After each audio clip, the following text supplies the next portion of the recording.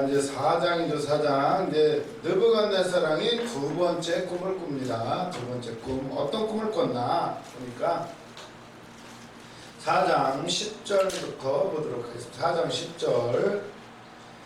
내가 침상에서 이제 다니엘한테 얘기하는 거죠. 야, 꿈 또 꿨다. 아주 두려워 죽겠다.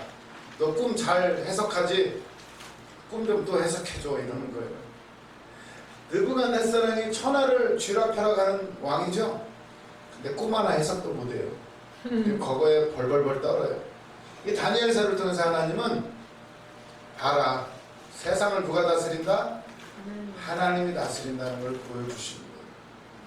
그러면서 10절, 그 꿈이 어떤 꿈인가? 그러니까 내가 침상에서 나의 속으로 받은 환상이 이러하니라.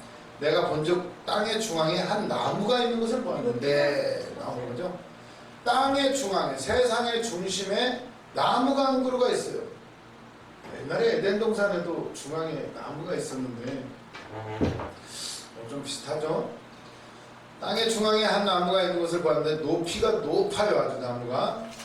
11절, 그 나무가 자라서 견고하여지고 그 높이는 하늘에 닿았으니 그 모양이 땅 끝에서도 보이겠고 그 잎사귀는 아름답고 그 열매는 많아서 만민의 먹을 것이 될 만하고 들짐승이 그 그늘에 있으며 공중에 나는 새는 그 가지에 깃들이고 육체를 가진 모든 것이 거기에서 먹을 것을 얻더라. 이렇게 나오죠. 땅 중앙에 나무가 있는데 나무가 어떻게 생겼다고요? 하늘 끝까지 닿지 않나요? 높이는 하늘에 닿았고, 이게 나무가 얼마나 큰지 하늘 끝에 닿았어요. 나무가 뭐 제크와 콩나무도 아니고 하늘 끝에 닿았는데 나무가 얼마나 큰지 거기에 막 열매가 달려있고, 그런데 공중에 나는 새, 육체를 가진 모든 것들이 다 거기서 그 나무 그루 밑에서 다 먹고 살아요. 나무가 하늘 끝까지 닿았어요. 어떤 꿈인가? 이거 해석을 해봐야 돼요. 13절, 내가 침상에서 머릿속으로 받은 환상 가운데 또 본즉 한 순찰자, 한 거룩한 자가 하늘에서 내려왔는데, 순찰자, 거룩한 자, 뭔가 이게 심상치 않죠? 어떤 한 거룩한 자가 하늘에서 내려와가지고 14절, 그가 소리질러 이처럼 이르기를, 그 나무를 베어버리고 그 가지를 잘라버리고 그 잎사귀를 다 털어버리고 그 열매를 다 해쳐버리고 짐승들을 그 아래에서 떠나게 하고 새들을 그 가지에서 쫓아내라. 좀 기분이 안 좋죠? 나무를 잘라버려요. 딱 잘라요. 자르고 가지 다 베버리고 잎사귀 다 뜯어내고, 무시무시하죠? 여기에 새가 많은데 새도 다 쫓아버리고, 이거 어떻게 되는 거예요 지금? 사람도 다 내보내고 다 망하는 거지, 망하는 거. 그러니까 느부갓네살이 발발 떠는 거예요. 뭔가 자기도 기분이 지금 안 좋아 지금. 그런데 놀라운 것은 15절, 그러나 그 뿌리의 그루터기를 땅에 남겨두고, 여기 이제 그루터기라는 아주 중요한 단어가 나오는데, 중요한 단어. 저도 이 응답을 받은 적이 있는데 아주 막 짜증이 나가지고 힘들어가지고, 하나님 뭐 하시는 겁니까? 그랬더니 그러시더라고요. 열받아가지고 여기 치이고 저기 치이고 열받는데, 그루터기가 되라 이러더라고요. 그루터기가 되라. 그루터기가 되라. 꼼짝 아무 말도 못하겠더라고요. 그루터기가 되라. 그 15절에 보니까, 그러나 그 뿌리에 그루터기를 땅에 남기고 다 잘라버리고 다 베어버리고 다 새도 쫓아내버리고 다 완전히 망한 거죠. 근데 뭐가 남았어요? 다 잘라낸 이 밑둥만 남은 거죠. 밑둥만. 그루터기. 그게 그루터기죠? 나무 딱 잘라가지고 그거 그루터기. 그루터기가 있으면 나중에 어떻게 되죠? 거기서 다시 싹이 나면 다시 나무가 돼요. 그루터기가 그렇게 중요해요. 뿌리만 제대로 박혀 있으면, 완전히 나무가 죽지만 않았으면, 남아있으면 다시 살아나는 거예요. 아주 중요한 의미가 있죠. 그루터기라는 단어는 마지막까지 남는 자라는 의미가 있어요. 남아있는 사람, 마지막까지 그런 의미가 있는데 15절 그러나 그 뿌리의 그루터기를 땅에 남겨두고 새와 놋줄로 동이고 그것을 들풀 가운데 두어라. 그것이 하늘 이슬에 젖고 땅의 풀 가운데 짐승과 더불어 제 몫을 얻으리라. 또 그 마음은 변하여 사람의 마음 같지 아니하고 짐승의 마음을 받아 7대를 지내리라. 이는 순찰자들의 명령대로요 거룩한 자들의 말대로이니 지극히 높으신 이가 사람의 나라를 다스리시며 자기의 뜻대로 그것을 누구에게든지 주시며 또 지극히 천한 자를 그 위에 세우시는 줄을 사람들이 알게 하려 함이라 하였느니라. 놀라운 음성을 들어요. 그루터기만 남겨놓으면 쇠하고 동으로 만든 쇠와 놋줄로 칭칭 감아놨어요. 그루터기를 얼마 동안 7대를 7년 동안 감아놓는 거예요. 그리고는 이게 아마 나무가 지금 사람으로 변하죠. 마음이 사람의 마음 같지 않고 짐승의 마음을 받아서 이렇게 7년을 지낸다는 거예요. 그리고서는 어디서 막 소리가 들리는데 이건 왜 그렇게 한다? 지극히 높으신 이가 17절이에요. 사람의 나라를 다스리시며 자기의 뜻대로 그것을 누구에게든지 주시며 또 지극히 천한 자를 그 위에 세우시는 줄을 사람들이 알게 하려 함이라 하시고 이렇게 나오는 거예요. 세상 나라가 그렇다는 거죠. 누가 나라를 다스리냐 말이에요. 나라를 누가 다스리나요? 대통령이 다스리는 거 아니에요? 지금 또 곧 대선이 앞에 있는데 지금부터 지금 뭐 누가 다음 대통령이 되나가 아주 세상은 초미의 관심사죠. 지금 당 이름이 하도 많이 바뀌어가지고 나는 지금 무슨 당이 무슨 당인지 하나도 모르겠어요. 그런데 아무튼 그거에 관심이 많은데 지금 성경은 뭐라고 하는 거예요? 누가 다스리는지를 알게 하겠다는 거예요. 누가 자기의 뜻대로 그거를 누구에게든지 줄 수가 있대요. 하나님이 명령하시면 저도 대통령이 될 수가 있어요. 불가능한 얘기지만 하나님이 명령하시면 어떤 일든지 가능해요. 지극히 천한 자를 천한 사람도 대통령으로 세우실 수가 있다는 거예요. 왕으로. 천한 사람 얼마든지 하나님 하신다는 거예요. 알게 하려 함이니라. 이렇게 하고는 18절 나 느부갓네살이 왕이 이 꿈을 꾸었나니 너 벨드사사라 그 해석을 밝히 말하라. 내 나라 모든 지혜자가 능히 내게 그 해석을 알게 하지 못하였으나 오직 너는 능히 하리니 이는 거룩한 신들의 영이 내 안에 있음이라. 아멘. 느부갓네살이 다니엘을 완전히 인정하는 거죠. 꿈을 얘기해주고 알려달라고 이제 말해요. 그전에는 꿈도 맞췄잖아요. 무슨 꿈을 꿨는데 그까짓 거 해석하는 것은 아무것도 아니죠. 다니엘이 느부갓네살이 완전히 체험을 했죠. 친구들을 용광로 속에다 집어넣는데도 살아서 나오는 것을 봤어요. 이제는 다니엘한테 물어봐요. 좀 해석 좀 알려달라고. 발발발 떨어요. 어떤 해석일까요? 해석이 뒤에 나와요. 19절부터 보시면 나와요. 또 다니엘도 막 고민을 해요. 이 말을 해야 되나 말아야 되나. 왜? 괜히 안 좋은 말 했다가는 어떻게 되죠? 잘못하면 열받으면 또 죽인다고 날릴 거 아니에요? 그래서 다니엘이 아주 고민을 해요. 19절 벨드사살이라 이름한 다니엘이 한동안 놀라며 마음으로 번민하는지라. 이걸 말해야 돼. 사실대로 말해야 되나 말아야 되나 고민을 하는 거예요. 왕이 그에게 말하여 이르기를 벨드사살아 너는 이 꿈과 그 해석으로 말미암아 번민할 것이 아니니라. 벨드사살이 대답하여 이르되 내 주여 그 꿈은 왕을 미워하는 자들에게 응하며 그 해석은 왕의 대적에게 응하기를 원하나이다. 뭔가 지금 꿈이 안 좋아요. 그러니까 다니엘이 그러는 거예요. 이거 다른 사람한테 이 일이 일어났으면 좋겠습니다. 왕이시여. 느부갓네살이 그런 거예요. 사실대로 말하라고 알려달라고. 그러면서 다니엘이 해석을 해주는 거예요. 20절부터 한 절씩 돌아가면서 읽을게요. 이게 한 절씩 20절, 21절, 22절 쭉 돌아가면서 20절부터 왕께서 보신 그 나무가 자라서 하늘에 닿았으니 땅 끝에서도 분이 됐고 그 잎사귀는 아름답고 그 열매는 많아서 마련의 식물들 나오고 들짐승은 그 아래 거하며 곤충이 나는 새는 그 곁에 깃들이더라 하시오니. 강사님. 그 나무는 바로 임금님입니다. 임금님은 경제되어 줄 수 있습니다. 임금님이 잘 안 보이시는 성경책. 임금님의 통치가 땅끝까지 이르렀습니다. 아멘. 새는 이게 지금 이 나무가 누구라고요? 느부갓네살 왕이에요. 하늘 끝까지 닿은 나무. 그 권세가 하늘 끝까지 닿은 거죠.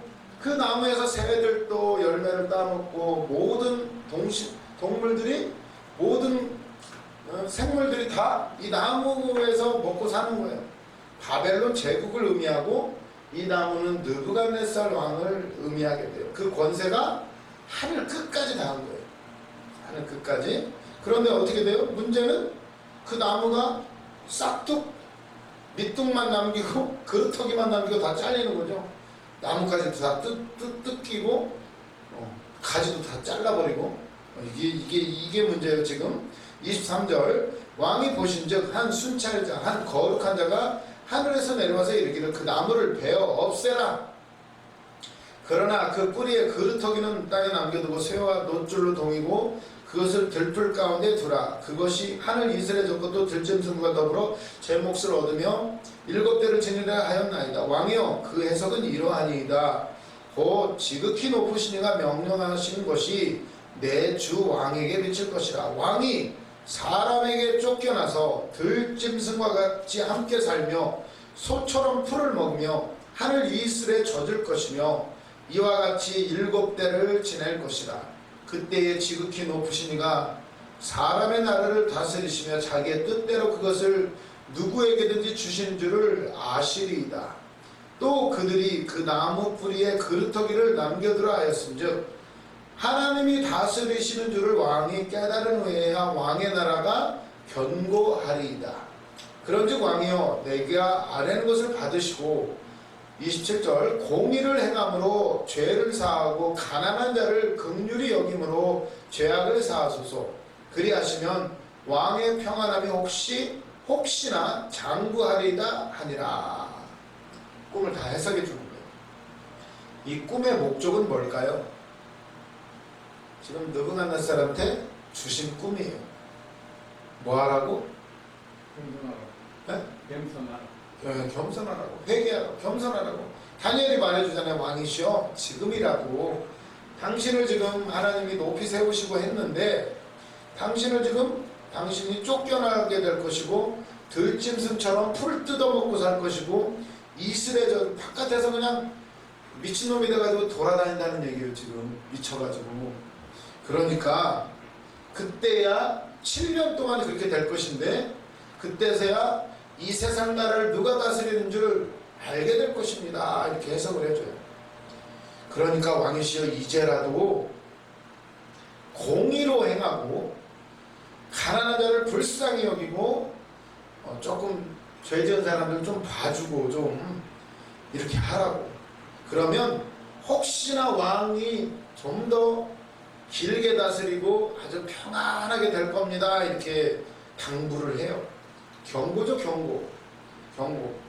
이 꿈의 목적은 기회를 주시는 거예요. 회개할 기회. 그리고 깨달으라고. 우리에게 꿈, 나쁜 꿈, 좋은 꿈 전부 다 우리에게 뭔가를 알려주시는 거예요. 하나님이 기회를 주시는 거예요.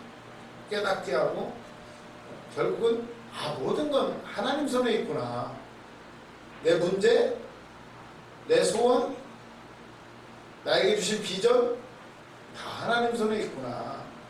우리는 오늘 이 본문을 읽으면서도 또 깨달으시기를 바랍니다. 그러고 나서 그랬으면 깨달아야 되잖아요. 보세요.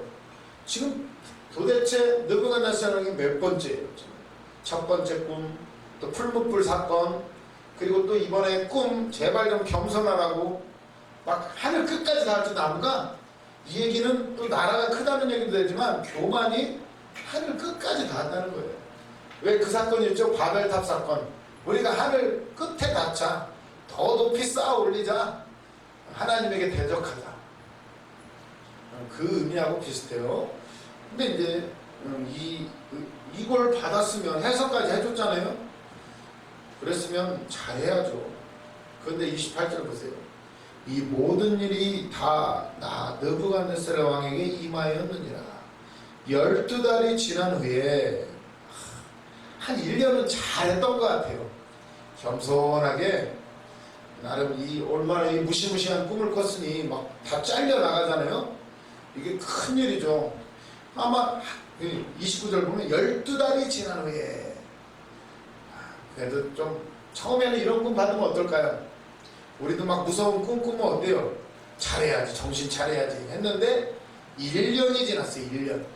1년이 짧은 기간이 아니에요. 우리는 벌써 지금 월요일부터 수요일까지 집회가 있었는데 그때 은혜를 많이 받았는데 지금 기억나는 거 있나요? 별로 없을 거예요. 다음 주가 되면 이제 싹 사라졌을 거예요. 거의. 이게 참 놀라워요. 사람은 금방 잊어버려요. 금방. 계속 말씀을 묵상하지 않고 기도하지 않으면 금방 희한해요. 잘해야지 하는데 어느덧 바쁘니까 해야 할 일이 너무나 많고 하나하나 처리하다 보면 저도 맨날 잊어버려요. 뭐 찾으러 집에 갔다가 다시 와서 보면 또 놓고 왔어. 또 다시 갔다가 뭐 하다가 보면 또 잊어버려. 고양이 밥 주는 것도 잊어버리다가 뭐 하다가 고양이 밥 주는 것도 잃어버려. 얼마나 사람이 망각의 동물인지. 느부갓네살이 1년은 잘했어요. 근데 이제 그 다음 보세요. 30절이 문제예요. 30절. 이 30절, 31절 보면 슬픈 얘기예요. 이 문장을 보면 30절과 31절 보면 뭐 특별한 거 보이지 않나요? 한번 읽어보세요. 김은아 자매님 30절, 31절 한번 읽어봐요.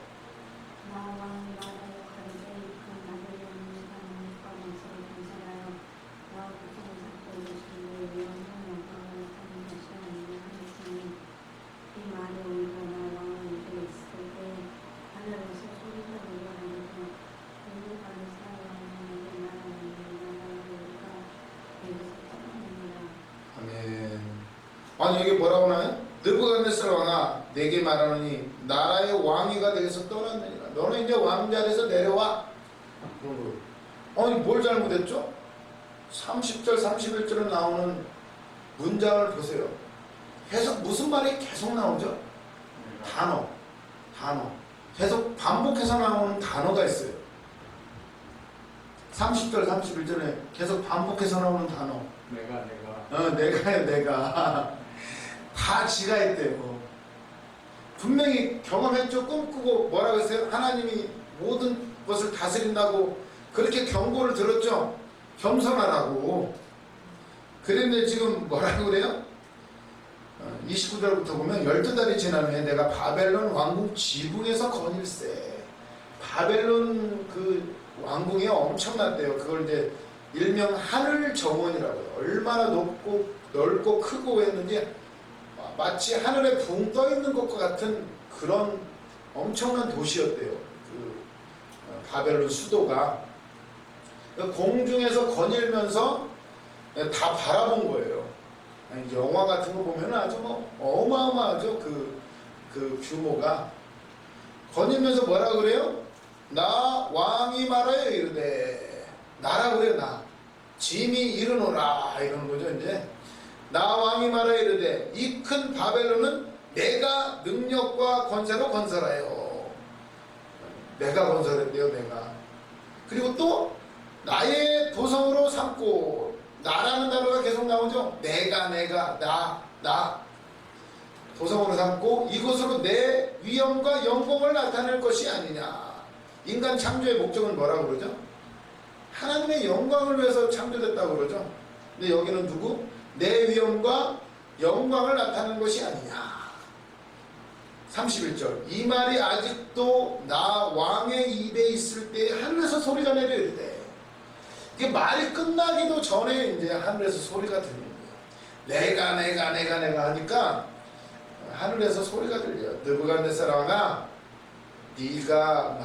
내가 내게 말하노니 나라의 왕위가 내게서 떠났느니라. 이런 말씀을 드려요. 그렇게 경고해줬는데, 겸손하라고 했는데,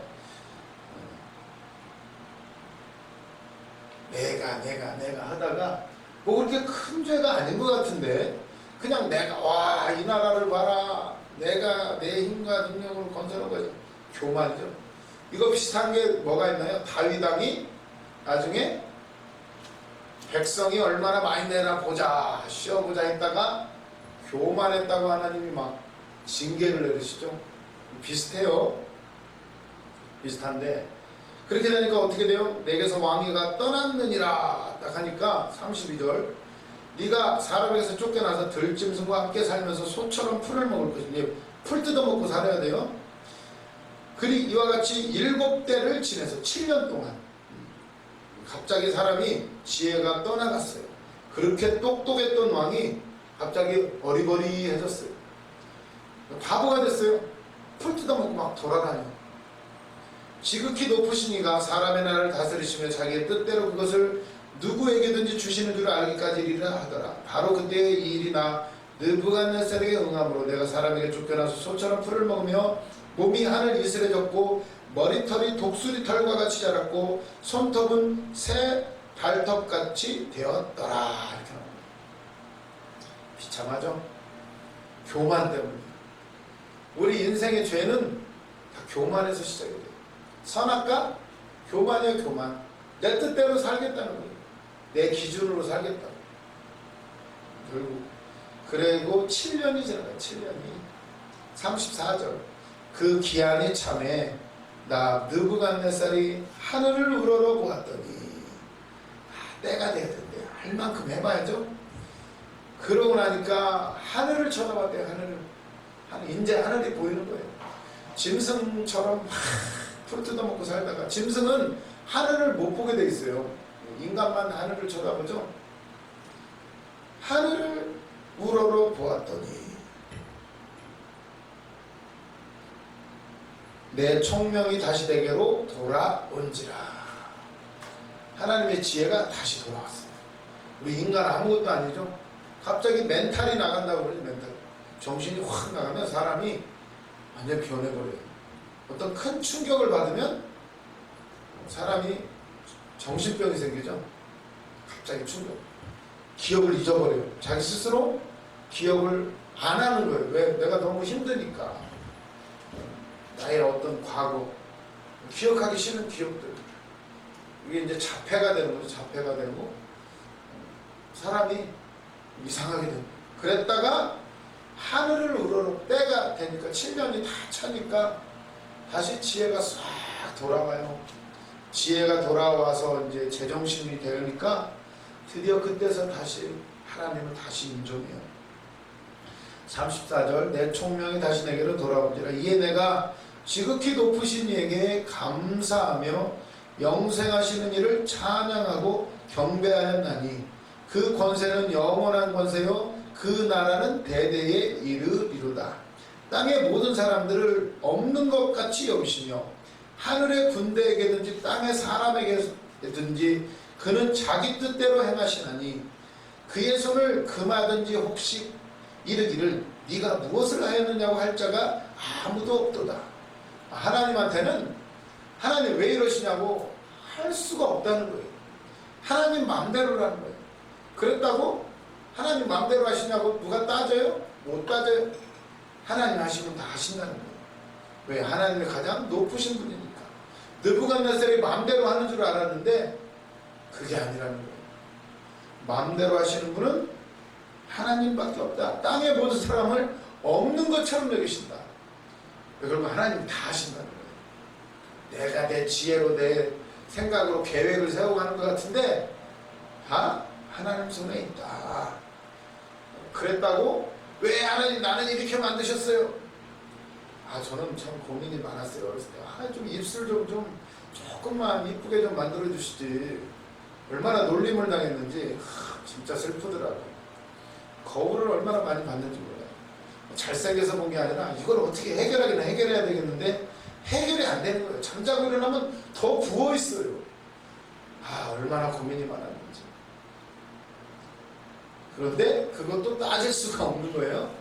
지금은 뭐 괜찮죠. 지금은 막 어거지로 입술 막 보톡스 주사까지 맞고 안졸리니 졸리니는 막 이렇게 막 부풀려가지고 다니는데, 아무튼 뭐 세상의 유행은 바뀌고 고민할 거 없었는데, 지금 생각해보니까 아무 고민할 게 없는데 왜 그렇게 그때는 사춘기 때는 고민이 많았는지 지금 생각하면 다 쓸데없어요. 저 오빠하고 사귀어야 되나, 저 남자가 나를 왜 쳐다보나. 나는 우리 교회 가면은 피아노 치는 누나가 피아노 치다가 뒤를 한 번씩 이렇게 쳐다봐요. 저는 저를 쳐다보는 줄 알았어요. 왜? 저 누나가 나를 좋아하나? 저는 그렇게 생각했어요.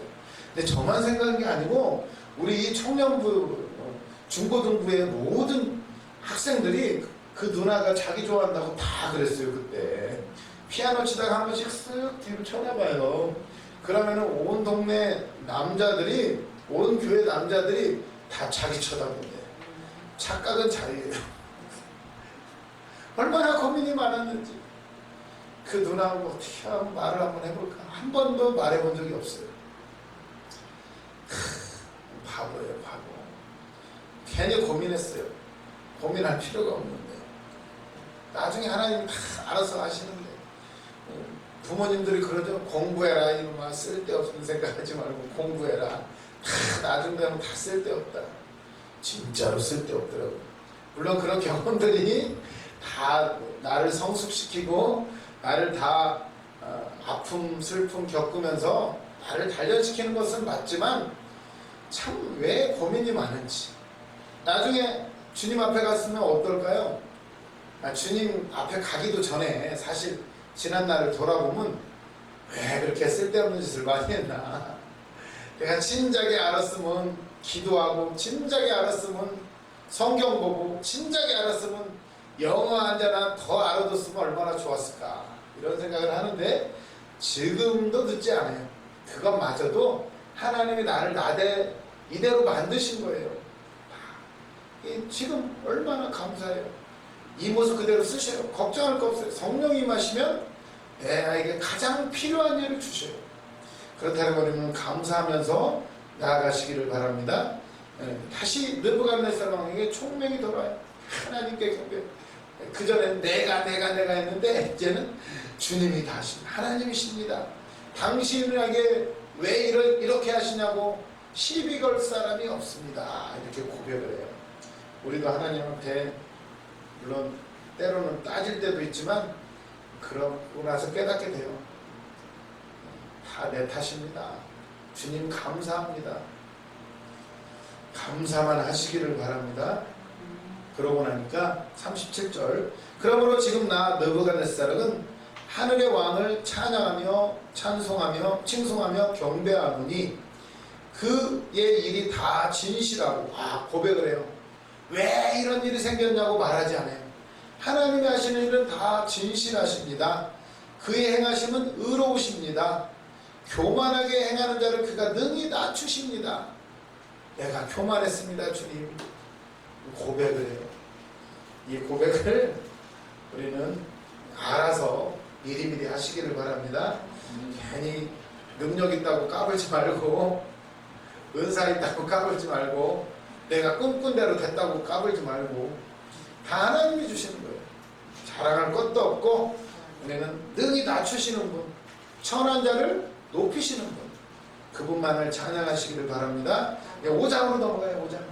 그랬으면 이제 느부갓네살은 정신 차렸잖아요. 근데 아들놈이 문제예요. 아들놈이 정신을 못 차려요.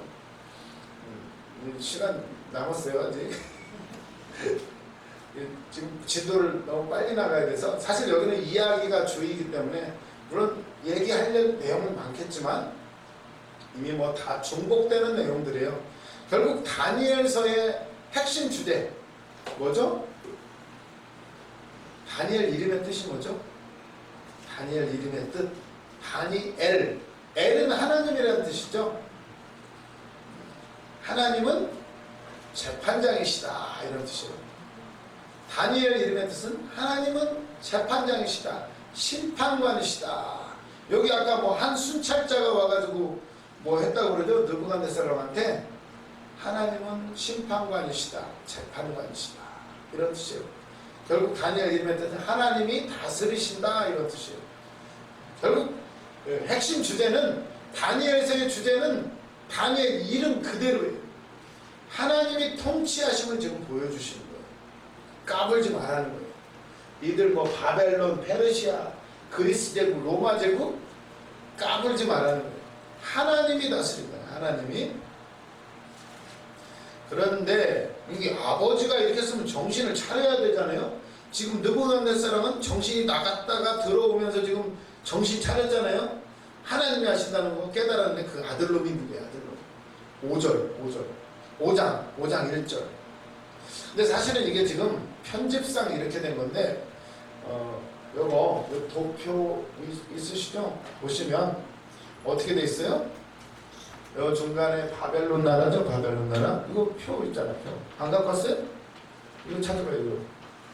표 나눠준 거. 거기 있네.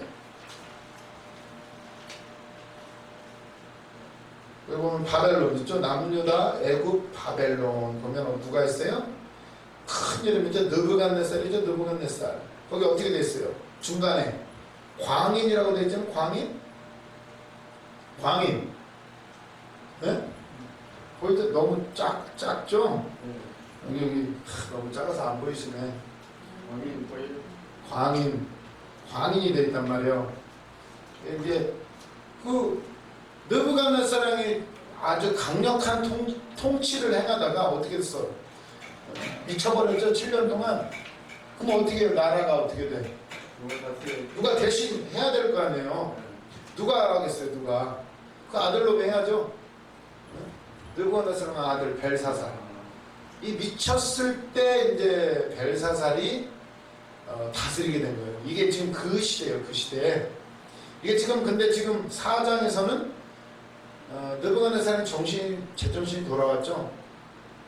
네, 이거 지금 이거를 역사적으로 보면 그러니까 순서가 이래.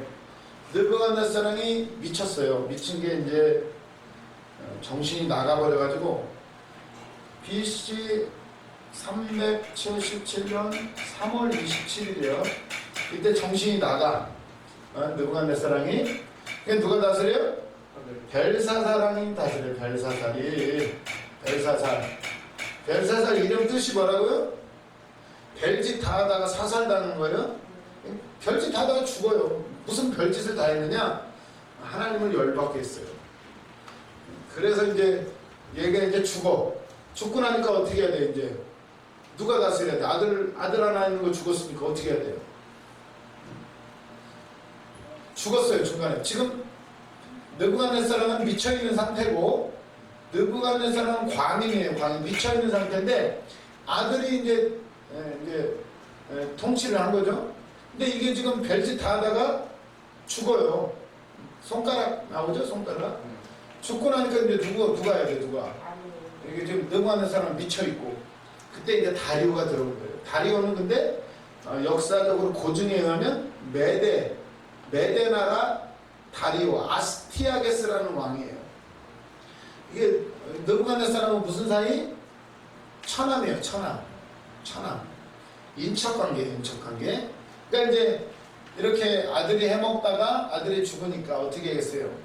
이게 느부갓네살 왕은 미쳐 있고 왕비가 있었겠죠.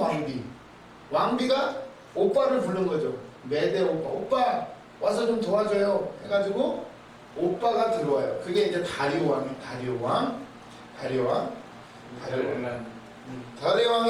들어왔다가 이제 다리오 뭐라고 하셨죠? 다리 그렇죠. 와 맞네. 다리를 놓은 거예요. 다리를. 그리고 나서 이게 3년 반이에요. 3년 반. 다리오가 다리를 놓고 이제 얘가 미쳤다가 제정신이 돌아오죠. 느부갓네살이 다시 돌아오니까 이제 다리오는 다시 메대로 돌아가는 거예요. 다시. 그리고 나서는 이제 느부갓네살 밑에 쭉 나라가 있다가 이제 이런 식이 되는 거예요. 이렇게 역사적으로 이렇게 일단 줄거리를 아시고 이제 느부갓네살랑이 미쳐 있는 동안에 그 아들이 이제 대신해서 왕이 됐어요. 잘 다스렸으면 좋은데 어땠을까요? 아직 준비가 안 됐겠죠? 아마 뭐 오만 방자 이제 내 세상이다 아마 했겠죠? 아버지는 미쳐 있고 갑자기 생각지도 않게 빨리 물려받았어요. 완전 땡 잡은 거죠? 아직 정치 수업을 좀 많이 겪어야 되는데 산전수전 좀 겪어야 되는데 그냥 갑자기 졸지에 왕이 됐어요. 어땠을까요? 아마 내 세상이다 하고는 신나게 놀았겠죠. 술 퍼마시고 춤추고 놀고 별짓 다 했을 거예요. 그래서 이름이 벨사살이에요. 별짓 다 하다가 사살당한 거예요. 그래서 보면 5절 보세요. 뭔 짓을 별짓을 다 했나 보니까 5장 1절 벨사살 왕이 그의 귀족 1000명을 위하여, 야, 귀족들 1000명을 모아놓고 잔치를 벌여요. 큰 잔치를 베풀고 그 1000명 앞에서 술을 마십니다. 1000명씩 모아놓고 맨날, 물론 돈이 많기야 많지만 1000명씩 모아놓고 맨날 술 파티를 벌리니 어떻게 되겠어요? 술값만 해도 하루 저녁에 얼마씩 나올까요? 계산이 안 되네. 1000명, 몇 명 모아도 뭐 하루에 술값이 1000만 원도 넘게 나온다고 그러더라고요. 비싼 데서 먹으면 1000명이 먹었으니 이건 뭐 수십억이 되는 거죠. 매일 이렇게 술 마시니 어떻게 될까요? 나라 꼴이. 그것만 했으면 그래도 안 죽였을 거예요, 하나님이. 근데 뭔 짓까지 하냐면 2절 보시면 벨사살이 술을 마실 때에 명하여 그의 부친 느부갓네살이 예루살렘 성전에서 탈취하여 온 금, 은 그릇을 가져오라고 명하였으니 이는 왕과 귀족들과 왕후들과 후궁들이 다 그것으로 마시려 함이었더라. 문제는 이거예요. 하나님이 왜 진노하셨는가 보냐면 그냥 술만 퍼마시면 그런가 보다 좀 기다려 주실 텐데 어디에요? 솔로몬 성전에서 가져온 그 하나님의 성전에 있는 귀한 금그릇, 은그릇 이런 것들을 가져와 가지고 지금 여기서 술판을 벌리고, 술판을 벌리면 막 온갖 음란한 짓도 다 하는 거죠. 막 노래하고 춤추고 뭐 아마 아까 뭐 빨가벗은 얘기 했었나? 뭐 아마 별짓 다 해요. 그런데 거기에 뭘 가져와요? 하나님의 성전에 있던 금그릇, 야 그거 갖고 와 이러면서 다 우리 함께 마시자 이러는 거예요. 그랬더니 그게 마시려고 했는데 어떻게 해요? 3절 놀라운 일이 생겨요. 이에 예루살렘 하나님의 전 성소에서 탈취하여 온 금그릇을 가져오며 왕이 그 귀족들과 왕들과 더불어 그것으로 마시더라. 야 좋다. 금그릇 하면 막 마셨어요. 그랬더니 어떻게 됐냐면 그러면서 4절 그들이 술을 마시고는 그 금, 은, 구리, 쇠, 나무, 돌로 만든 신들을 찬양하니라. 야 이거 하나님을 모욕하는 거죠. 예루살렘 성전에서 가져온 금그릇, 은그릇으로 술 퍼마시면서 뭘 찬양해요? 금, 은, 구리, 우상들을 막 찬양하는 거예요. 야 이거 봐라 하면서 우리 우상들이 더 높아. 하나님 이건 뭐 술잔밖에 안 되는 거예요. 좋다 이러면서 이러고 있는데 갑자기 깜짝 놀라요. 5절 김은하 장군님 읽어봐요. 5절 5장 5절 그의 사랑의 손가락이 나타나서 하나님과 무력을 붙잡았으니 왕이 그의 젖은 손가락을 만지라. 6절 이에 왕의 즐기던 얼굴빛이 변하고 그 생각이 범인하여 넓적다리 마디가 녹는 듯하고 그 무릎이 서로 부딪힌지라. 얼마나 무서웠는지 막 넓적다리가 녹아버렸대요. 푹 주저앉은 거죠. 그리고 막 오돌오돌 무릎이 막 떨려요. 따다다다다다다 떨려요. 이게 장난 아니죠? 왜 놀랬을까요? 왕좌에 앉았겠죠. 하면 다 모아놓고 그리고 막 이러고 술 마시고 있는데 이게 사실 이게 손가락이 나왔다고 되어 있는데 원어로 보면 이게 손바닥이 나왔다고 이렇게 손바닥이라고 원어로는 손바닥이래요. 손바닥이 나와가지고 글씨를 쓰기 시작하는 거예요. 벽에다가. 이게 어떤 의미냐면 우리 성경은 손가락도 맞아요. 근데 손바닥이 보이는 이유는 이렇게 앉았는데 이렇게 위로 손이 쓱 나와가지고 손바닥을 보이면서 뭔가를 쓱쓱쓱쓱 쓰는 거예요. 어땠을까요? 공포영화 보셨어요? 공포영화? 영화 보면 막 옛날에 링 나와가지고 무섭잖아요. 근데 이게 술 마시고 한참 기분 좋게 이게 막 우상들을 막 찬양하고 이러고 있는데 우리 우상들이 이런 승리를 주시고 막 이러고 좋아하고 있는데 손가락에 쓱 나오더니 뭔가를 확 쓰는 거예요. 그러니까 놀래가지고 발에 힘이 쭉 빠지더니 다다다다다닥 떨기 시작하는, 무릎을 막 부딪히면서 떨기 시작하는 거예요. 얼마나 무서워요. 정신을 차려야 되는데 아직 정치 수업을 다 못 받았어요. 얼굴빛이 막 변해 새카매지는 거죠. 얼굴빛이 놀래가지고. 그리고 막 발발발발 떨어요. 7절에 보니까 왕이 크게 소리 질러 소리 지르는 거죠 이제. 그러면서 뭐예요? 7절 크게 소리 질러 술객과 갈대와 술대와 점쟁이를 불러와라. 점쟁이 불러오라. 이게 무슨 일이냐고 도대체 난리가 난 거예요. 바벨론의 지혜자들에게 말하여 누구를 막론하고 이 글자를 읽고 그 해석을 내게 보이면 자주색 옷을 입히고 금사슬을 그의 목에 걸어주리니 그를 나라의 셋째 통치자로 삼으리라 하니라. 그때 왕의 지혜자가 다 들어왔으나 능히 그 글을 읽지 못하여 그 해석을 왕께 알려주지 못하느니라. 그러므로 벨사살 왕이 크게 번민하여 그의 얼굴빛이 변하였고 귀족들도 다 놀라니라. 이렇게 나오죠. 누구든지 이걸 해석해주면 나라의 셋째 통치자로 만들어주겠다고. 다니엘이 지금 넘버 2 아니에요? 왜 셋째 통치자로 만들어주겠다고 하는 거죠? 무한사살이고 자기이고 벨사살 있고 아니야 느부갓네살 있고 벨사살 벨사 그죠? 아직 느부갓네살 죽지는 않았으니까. 그러니까 이게 넘버 2가 지금 벨사살이에요. 그리고 넘버 3가 이제 셋째로 삼아주겠다. 누구든지 해석만 해줘라. 아마 다니엘을 잘 몰랐던 것 같아요. 어렸을 때니까 어리기도 하고 별로 관심도 없고 그냥 아주 극비에 진행된 거죠. 그런 꿈 해석하고 이런 것들은 극비에 아주 큰일 나죠. 이게 외부에 노출이 되면. 그랬더니 막 누구든지 해석하면 셋째 통치자로 삼아주겠다. 넘버 3로 만들어주겠다 이러는 거죠. 그랬더니 다 놀라는 거예요. 그때 이제 누가 말해줘요? 아는 사람 누가 있을까요? 느부갓네살의 왕후가 이제 그때는 엄마죠. 이제 벨사살의 어머니가 와가지고 10절. 근데 옛날에는 이게 연대가 측정이 안 돼가지고 벨사살은 저 뒷시대로 한 50년 차이가 나요. 그래가지고 이 왕비가 누구냐로 또 싸웠어요. 이 왕비가 누구냐 어쩌고 말이 많았어요. 그런데 지금은 딱 연대가 딱 되니까 이건 당연히 느부갓네살의 왕후가 되는 왕후. 이게 벨사살의 어머니죠. 어머니가 와가지고 왕비가 왕과 그 귀족들의 말로 말미암아 잔치하는 궁에 들어왔더니 이에 말하여 이르되 왕이여 만수풍강 가옵소서. 왕의 생각을 번민하게 하지 말며 얼굴빛도 변할 것이 아니니라. 그런 걸로 놀라지 말라고. 왜? 믿는 구석이 있습니까? 다니엘을 부르면 되는 거예요. 다니엘을 얼마든지 해서.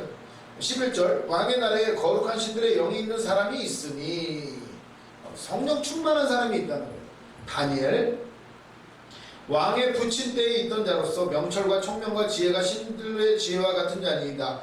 왕의 부친 느부갓네살 왕이 그를 세워 박수와 술객과 갈대와 술사와 점쟁이의 어른으로 삼으셨으니 왕이 벨드사살이라 이름하는 이 다니엘은 마음이 민첩하고 아주 빠릿빠릿하죠. 지식과 총명이 있어 능히 꿈을 해석하며 은밀한 말을 밝히며 의문을 풀 수 있었나이다. 이제 다니엘을 부르소서. 그리하시면 그가 그 해석을 알려드리리다 하니라. 드디어 이제 그래서 다니엘을 부르게 돼요. 해석이 어떻게 된다고요? 해석을 해보세요. 아니 무슨 글씨로 써져 있는지도 모르는데 어떻게 해석을 해요? 그럼 누구만 해요? 하나님만 하시는 거예요. 하나님만이. 알아듣는 말로 썼어야. 우리 방언이 그렇죠. 방언. 뭐 방언 하도 다양해가지고 우리 아버지는 처음에 방언 받았을 때 랄랄랄 이랬어요. 왜 그랬냐 봤더니 하도 농담을 많이 하셔가지고 그거 고치느라고 처음에 뱀 방언인 줄 알고 엄청 놀랐어요. 근데 알고 봤더니 너무 엉뚱한 소리를 많이 하셔가지고 그렇게 했다는 거예요. 근데 이 해석을 하는 거예요. 이제 다니엘이 와서 이제 부르고서는 다니엘아 해석을 해주면 너를 뭐 옷을 입혀주고 뭐를 해주고 뭐 해주겠다 그러니까 뭐라 그래. 17절 다니엘이 왕에게 대답하여 이르되 왕의 예물은 왕이 친히 가지시며 왕의 상급은 다른 사람에게 주옵소서. 그럴지라도 내가 왕을 위하여 이 글을 읽으며 해석을 아뢰리이다. 이렇게 나오는 거예요. 그러면서 다니엘이 꾸짖어요. 당신 왕이 지금 광인이 돼 미쳐가지고 지금 저렇게 되는 거 보면서도 왜 당신이 정신을 차리지 않느냐고 이렇게 막 꾸짖죠. 22절 벨사살이여 왕은 그의 아들이 되어서 이것을 다 알고서도 아직도 마음을 낮추지 아니하고 도리어 자신을 하늘의 주제보다 높이며 그의 성전 그릇을 왕 앞으로 가져다가 왕과 귀족들과 왕 후들과 후궁들이 다 그곳으로 술을 마시고 왕이 또 보지도 듣지도 알지도 못하는 금은 구리 쇠와 나무 돌로 만든 신상들을 찬양하고 도리어 왕의 호흡을 주장하시고 왕의 모든 길을 작정하시는 하나님께는 영광을 돌리지 아니하신지라. 왜 이런 일이 생겼어요? 교만해서. 그것도 그나마 봐줄 수는 있는데 문제는 우상들에게 찬양하고 진짜 그 하나님께는 영광을 돌리지 않았던 거예요. 아니 당신 아버지가 지금 교만해가지고 저렇게 짐승처럼 풀 뜯어먹고 있는 거 보면서도 왜 정신을 못 차리냐고 다니엘이 한바탕 꾸짖어요. 그럴만 하겠죠? 아마 다니엘이 모든 국사를 다 아마 다니엘이 이 벨사살도 아마 가르쳤을 거예요. 그죠? 가장 똑똑한 다니엘한테 아마 가정교사로 바뀌었을 것 같아요. 그러니까 이게 호통칠만 하죠. 왕이시여, 당신 아버지가 지금 어떻게 읽어놓은 건데 지금 겸손해야지 이러면서 막 호통을 치는 거예요. 그러면서 해석을 해줘요. 25절 기록될 글자는 이것이니 곧 메네메네데겔 우바르시니라. 메네메네데겔 우바르신. 해석해 보세요. 이거 영어도 아니에요. 영어도 아닌데 해석을 하는 거예요. 26절 그 글을 해석하건대 메네는 하나님이 이미 왕의 나라의 시대를 세워서 그것을 끝나게 하셨다 하며 베겔은 왕을 저울에 달아보니 부족함이 보였다 하며 베레스는 왕의 나라가 나뉘어서 메대와 바사 사람에게 준바되었다 하면이다 하니 이에 벨사살이 명하여 그들이 다니엘에게 자주 새 옷을 입히게 하며 금사슬을 그의 목에 걸어주고 그를 위하여 조서를 내려 나라의 셋째 통치자로 삼으니라. 당신을 저울에 달아봤는데 모자랐대요. 어떻게 됐다고? 이제 나라가 찢어진다. 베레스는 찢어지다. 베레스 우사이죠. 우사가 법궤를 손댔다가 죽죠. 찢어져. 베레스는 왕의 나라가 나누어 메대와 바사 사람에게 준바되었다 함이니이다. 이렇게 해석을 해줘요. 그랬더니 해석해줬다고 뭐 금고리 뭐 금사슬 목에 걸어주고 자주새 옷은 왕이 입는 옷이에요. 그것을 입혀주고 이건 진짜 셋째 통치자로 하고 이건 무슨 의미죠? 결국 이 벨사살도 인정을 하는 거예요. 하나님이 다스린다는 것을. 자주새 옷은 왕이 입는 옷이에요. 그 왕이 입는 옷을 다니엘에게 입혀줘요. 그 셋째 통치자로 삼아요. 그렇지 않아도 어차피 셋째 통치자예요. 그런데 문제는 그날 밤이 마지막 밤이었어요. 갈대아 왕 벨사살이 죽임을 당하였고 메대 사람 다리오가 나라를 얻는데 그때의 다리오는 62세였더라. 옆에 나라 느부갓네살이 천함이 와가지고 다스려요. 결국 그날 밤이 마지막 밤이었어요. 그러니까 암살당하죠. 암살. 밑에 부하들한테 칼로 찔려서 죽어요. 벨사살이 벨짓 하다가 사살당해요. 갑자기 죽으니까 이제 난리가 난 거죠. 그래서 이제 느부갓네살의 왕비가 자기 동생, 남동생을 불러가요. 그래서 이제 잠깐 이 느부갓네살이 미쳐있는 동안에 다리오가 와가지고 다스리게 되는 거예요. 이게 이렇게 하면 성경이 아구가 딱딱 맞을 거예요. 예전에 이걸 몰라가지고 이게 지금 시대가 어떻게 되나 막 고민이 많았던 거예요. 근데 지금 이 아구가 딱딱 맞아줘요. 성경은 놀라워요. 역사학자들이 이걸 밝히지를 못했어요. 성경 쓰여진 그대로예요. 그대로. 이걸 보면서 왜 어떻게 왜 나라가 이렇게 중간에 이렇게 됐을까를 역사학자들이 못 밝혀요. 왜? 이거는 아무에게도 말하지 않는 거죠. 수치스럽고 이런 거 비밀이 새나가면 안 되니까. 근데 성경은 기록하고 있어요. 그걸 다니엘이 보고 있었고 하나님 꿈과 환상을 통해서 다 말씀해 주신 것들이에요. 성경이 이렇게 정확하다는 거예요. 그렇다면 우리는 감사함으로 오늘 성경은 이게 다니엘서가 옛날로 끝난 게 아니에요. 지금도 적용이 돼요. 우리 안에 믿음 있는 자는 이 말씀을 읽고 내 말씀으로 받아들이면 오늘도 역사가 일어나요. 다니엘서를 통해서 누가 다스린다고요? 하나님이 다스린다는 것을 다니엘서는 말하고 있어요. 그렇다면 걱정 마시고 내 인생 어떻게 되나? 하나님이 통치하시고 다스리셔요. 나도 이제는 내가 다스리는 게 아니에요. 여기까지 오게 된 거 하나님 지금 어떻게든 이끌어 오신 거예요. 어떻게 왔을까요? 어떻게 고목사님을 만나가지고, 그죠? 저 돌산에서 여기까지 오게 될 줄 어떻게 알았어요? 저도 그랬어요. 저도 익산에서 공부하고 있다가 어떻게 그냥 어떻게 만나가지고 여기까지 오게 됐어요.